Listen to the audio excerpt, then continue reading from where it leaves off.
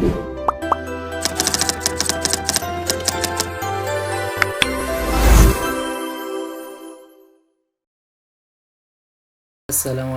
rekan-rekan semuanya. Pada video kali ini saya akan membahas tentang algoritma dan pemrograman. Dalam hal ini yaitu contoh algoritma dalam kehidupan sehari-hari dengan menggunakan bahasa natural. Kemudian dari bahasa natural tersebut kita implementasikan ke dalam diagram alir atau flowchart. Perlu rekan-rekan ketahui bahwa algoritma itu merupakan langkah-langkah berpikir. Di sini sudah saya berikan materi ya sebelumnya untuk beberapa kelas yang saya ajar. Mungkin rekan-rekan atau murid-murid saya baik kelas 10.6 sampai kelas 10.10 yang belum membuka materi tentang algoritma dan pemrograman sudah saya posting di masing-masing classroom ya. Sini dari satu, nah di sini silakan diperiksa teman-teman. Di sini ada materi. Di dalam materi pertama algoritma dan pemrograman ini kita akan belajar tentang algoritma dalam kehidupan sehari-hari. Bentuk algoritma yang akan kita pelajari yaitu bahasa natural, diagram alir atau flowchart, dan pseudocode ya. Kurang lebih seperti ini. Untuk filenya bisa teman-teman rekan-rekan sekalian download di masing-masing classroom.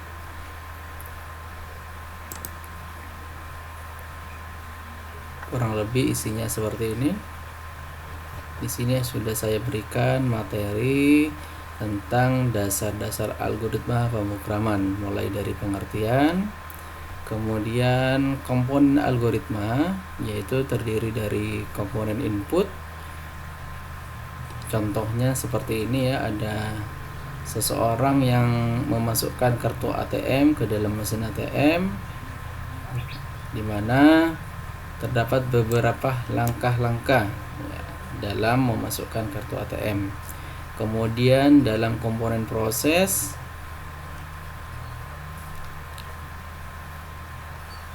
di sini juga dijelaskan ya. Contohnya saat pengambilan uang di ATM, komponen ini akan memproses transaksi penarikan uang dengan jumlah yang telah ditentukan oleh user.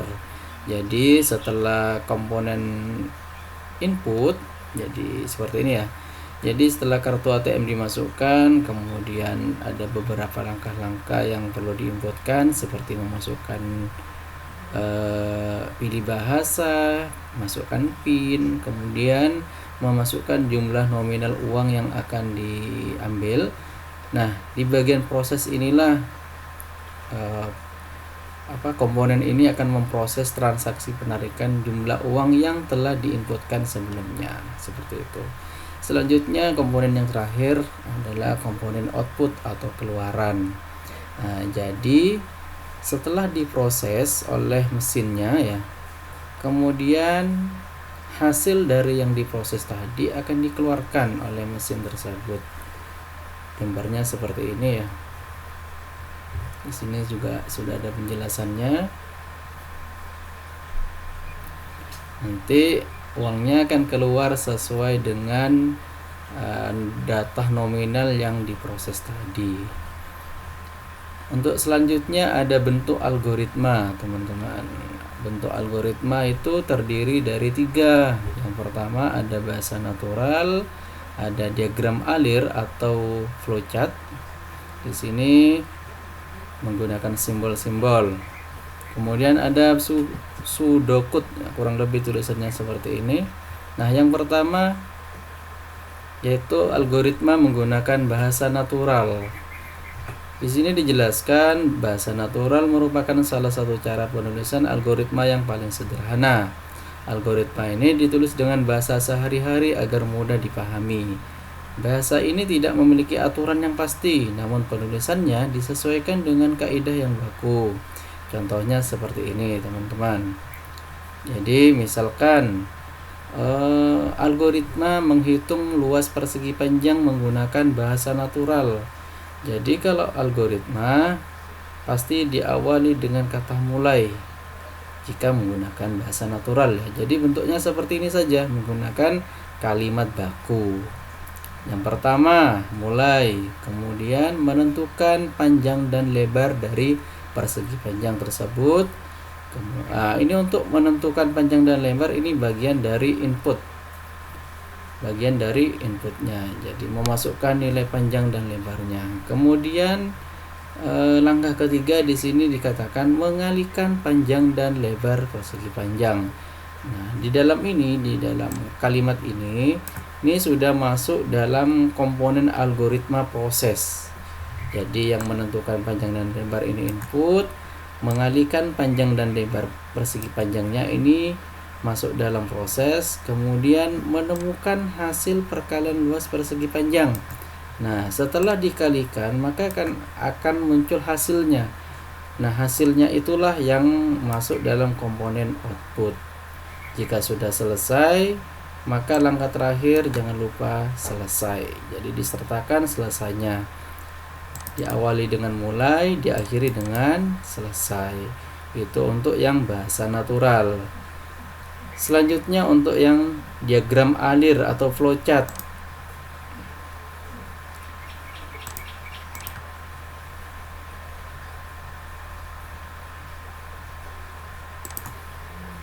Mohon maaf di sini tulisannya flowchart ya, bukan angka 6. Mungkin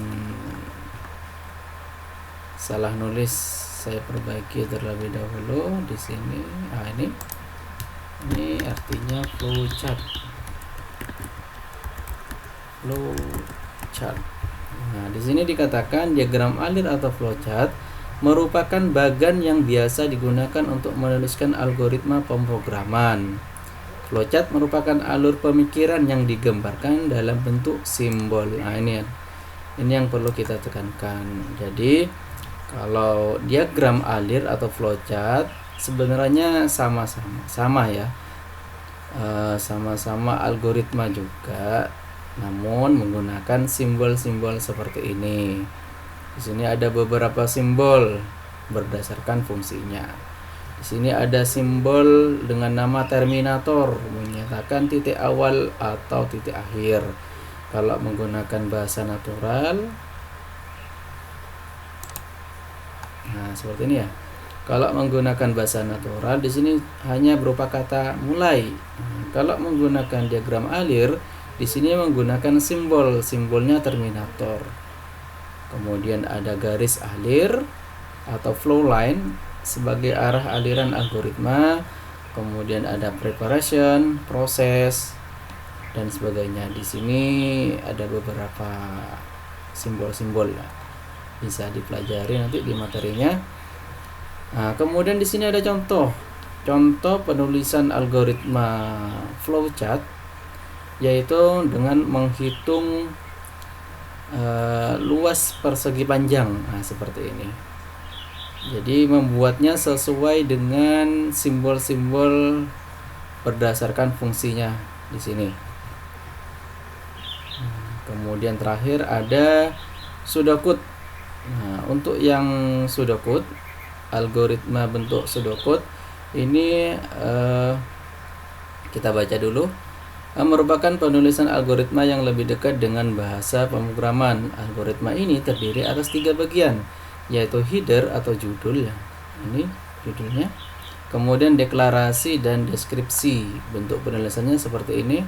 Jadi bentuknya hampir seperti kode program, tapi bukan kode program seperti itu. Seperti semi kode program. Nah, seperti ini teman-teman. Misalkan di sini ada judulnya algoritma, nama algoritmanya apa. Ini bagian headernya. Berisi uraian singkat mengenai apa yang akan dilakukan algoritma tersebut. Kemudian bagian deklarasi, ini deklarasi, definisi nama tetapan atau nama variabel, nama prosedur, dan nama fungsi. Nah, contohnya seperti ini teman-teman. Misalkan tadi ada panjang, ada lebar. Nah, ini panjang dan lebar nanti variabelnya sebagai variabel ya. Integer ini tipe data. Perlu kalian ketahui, tipe data integer itu biasanya berupa nilai angka. Kemudian algoritmanya baru di sini deskripsinya, dideskripsikan algoritmanya, dijelaskan gitu. Algoritmanya apa saja? Nah, seperti yang tadi ya, pasti diawali dari mulai dulu atau start, kemudian read panjang, maksudnya tentukan nilai panjang seperti itu. Kemudian di sini kebetulan nilainya 8. Kemudian tentukan nilai lebar. Kebetulan di sini nilai variabel lebar sebesar 3. Kemudian di bagian proses, luas persegi panjang sama dengan panjang dikali lebar. Kemudian bagian outputnya luas persegi panjang. Nah, perlu kalian ketahui untuk input biasanya kodenya atau kayak dibaca itu read, kodenya read. Nah, ini read berarti kalau read itu menandakan baris input masukan. Kemudian di sini langsung rumus berarti masuk dalam komponen proses. Selanjutnya di sini write. Nah, kode write ini menunjukkan bahwa baris kode ini menunjukkan sebagai output dari algoritma tersebut. Dan jangan lupa di akhir algoritma diberi kata N. Nah, seperti itu teman-teman. Nah, itulah beberapa penjelasan singkat ya terkait tentang algoritma pemrograman. Nah, selanjutnya di sini sudah saya berikan lembar kerja ya untuk rekan-rekan semua, lembar kerja peserta didik tentang algoritma dan pemrograman. Di sini ada 2 soal. Di sini soal pertama, buatlah contoh algoritma tentang kehidupan sehari-hari dengan menggunakan bahasa natural. Nah, contohnya di sini saya membuat algoritma luas persegi panjang. Saya ambil contoh yang ini ya. Ini sekedar contoh saja. Mungkin nanti rekan-rekan semua bisa mencari contoh yang lainnya. Contohnya seperti ini teman-teman. Yang bahasa natural ya. Yang bahasa natural tugasnya seperti ini. Saya tulis ulang di sini. Misalkan yang pertama tadi mulai. Kemudian yang kedua menentukan panjang. Maksudnya menentukan nilai panjangnya berapa gitu ya. Kemudian nomor 3 menentukan nilai lebar. Selanjutnya nomor 4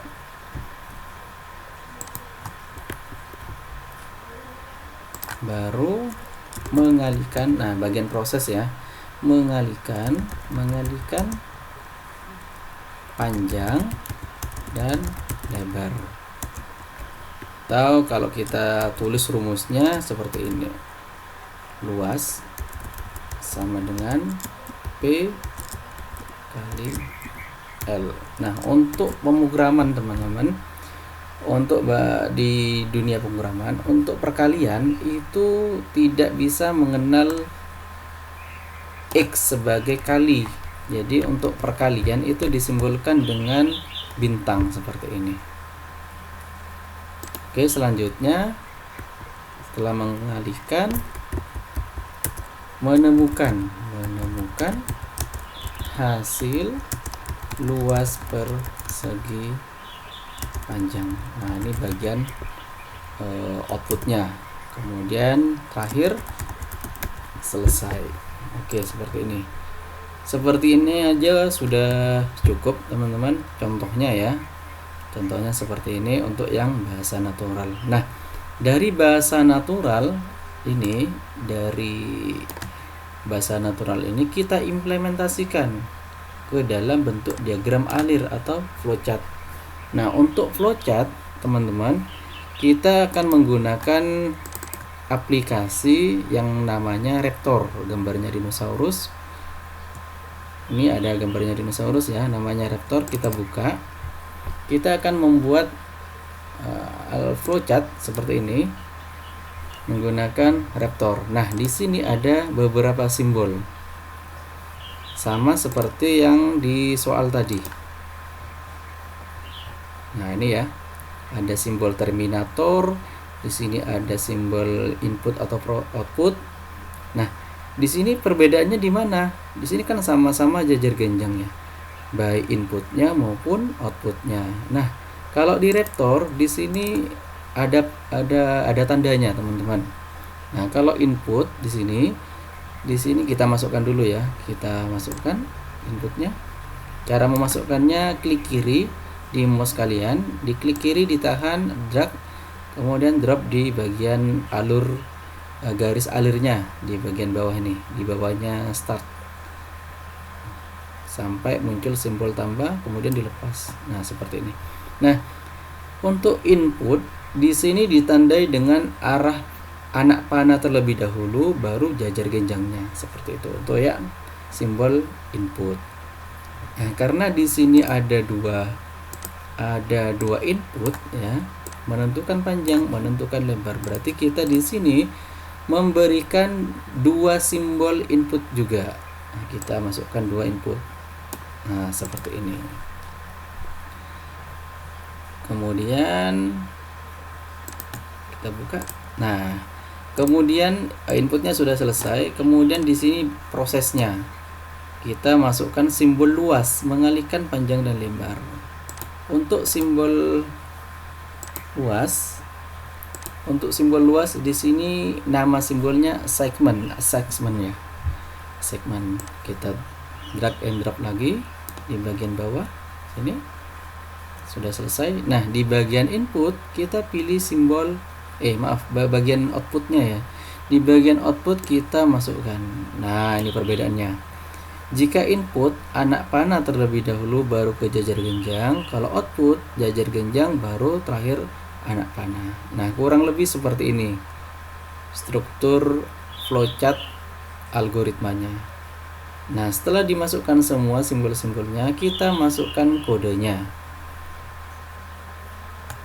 Kode yang pertama di sini menentukan nilai panjang. Nah, untuk memasukkan nilai panjang dan variabelnya, teman-teman bisa mengklik dua kali di bagian simbol input yang pertama. Kita coba ya, klik dua kali, klik kiri dua kali. Nah, akan muncul dua kotak isian seperti ini. Atau cara yang kedua, teman-teman klik kanan, pilih edit. Nah, di sini pilih edit. Maka akan muncul tampilan yang sama seperti sebelumnya. Untuk selanjutnya, saya zoom terlebih dahulu. Nah, di bagian ini, di bagian enter from here, masukkan perintah di sini. Perintah yang akan kita masukkan yaitu memasukkan kalimat. Untuk perintah di sini, untuk enter from ya, untuk perintahnya harus diapit dengan tanda dua kutip ya, dua tanda kutip. Nah, teman-teman bisa tekan tombol shift dengan koma kutip itu ya, seperti ini, dua tanda kutip. Kemudian masukkan kalimat, masukkan nilai panjang, seperti ini. Boleh beri tanda seru, boleh tidak harus ya, seperti ini kurang lebih. Kemudian diapit lagi, beri lagi tanda kutip 2 seperti ini. Kurang lebih tulisannya seperti ini ya. Oke, selanjutnya di bagian variabel. Untuk variabelnya, karena di sini panjang, saya beri variabel P. Di bagian variabelnya saya beri P. Setelah itu, jika sudah selesai, klik done. Nah, jika muncul permintaan simpan, kita simpan terlebih dahulu. Oke. Selanjutnya kita tentukan dulu mau disimpan di mana. Terserah teman-teman ya, misalkan di My Document gitu. Nah, kita simpan di My Document. Untuk penulisannya bebas sih, kita beri nama aja, misalkan tugas 1 min AP, algoritma pemrograman, min flowchart. Jadi bentuk algoritmanya flowchart, kemudian nama kalian, kemudian kelas berapa, seperti itu. Kalau sudah, klik simpan. Nah, maka akan muncul tampilan kode seperti ini. Untuk yang lebar, caranya sama seperti tadi. Klik kanan atau double klik kiri ya. Kalau saya pilih klik kanan aja, pilih edit. Caranya sama, tanda kutip 2, masukkan nilai lebar. Spasi, tanda seru, tanda kutip lagi. Untuk variabelnya L kecil. Kalau sudah, done. Inputnya sudah selesai dimasukkan. Nah, kode inputnya sudah selesai. Selanjutnya kita ke bagian proses dengan simbol segment. Klik kanan, pilih edit. Nah, di sini ada perbedaan tampilan.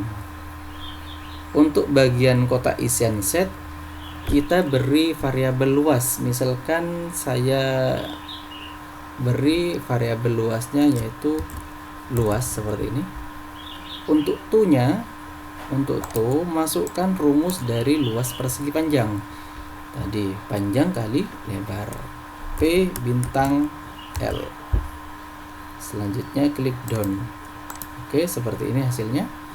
Dan terakhir di bagian simbol output, klik kanan, pilih edit. Nah, di sini ada tampilan yang berbeda lagi ya. Di sini enter output here. Nah, di sini kita akan, di sini ada contoh ya, ada contohnya. Di sini ada perintah dan digabung dengan variabel.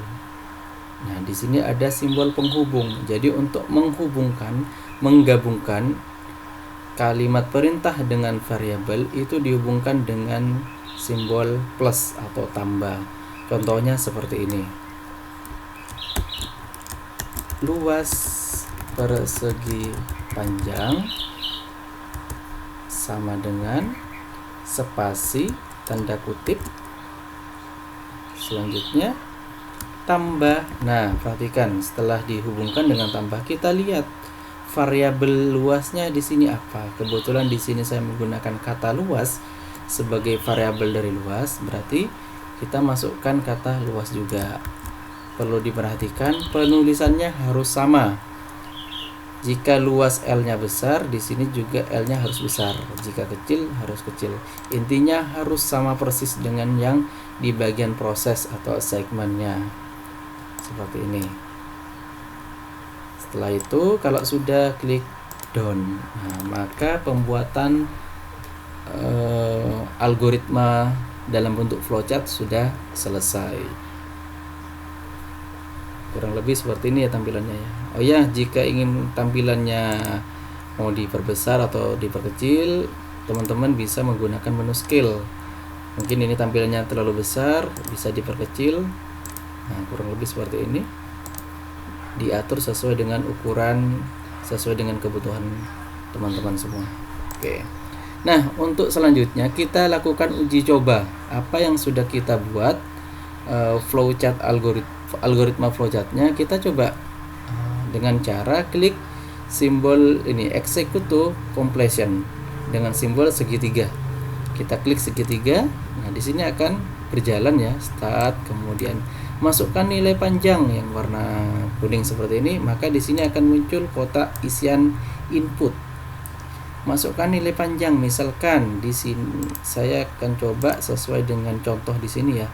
Misalkan P-nya 5, P-nya 8, L-nya 5. Berarti panjangnya 8, lebarnya 5. Oke, kita masukkan nilai panjang terlebih dahulu. Panjangnya 8. Kita masukkan angka 8. Oke. Selanjutnya memasukkan nilai lebar. Lebarnya 5. Oke. Nah, maka luasnya akan diproses, kemudian akan ditampilkan kurang lebih seperti ini. Luas pada segi panjang sama dengan 40. Jadi 40 itu berasal dari perkalian di proses ini. Jadi 8, nilai panjangnya 8 dikalikan nilai lebarnya yaitu 5. 8 dikali 5 sama dengan 40. Di sini akan muncul tampilan log yang telah kita masukkan gitu. Ini tampilannya. Kurang lebih seperti ini ya hasilnya ya. Hasil outputnya seperti ini. Untuk membersihkan bisa klik clear. Nah, bisa dicoba dengan nilai yang lain. Nah, begitu ya. Jadi seperti itu langkah-langkah dalam pembuatan algoritma dalam bentuk diagram alir atau flowchart. Silakan dicoba teman-teman, rekan-rekan semuanya, murid-muridnya saya. Selamat mencoba, semangat belajar. Tugasnya seperti ini ya, bisa menghitung dengan rumus yang berbeda. Mungkin menghitung luas segitiga, luas lingkaran. Seperti ini mungkin saya punya beberapa contoh ya.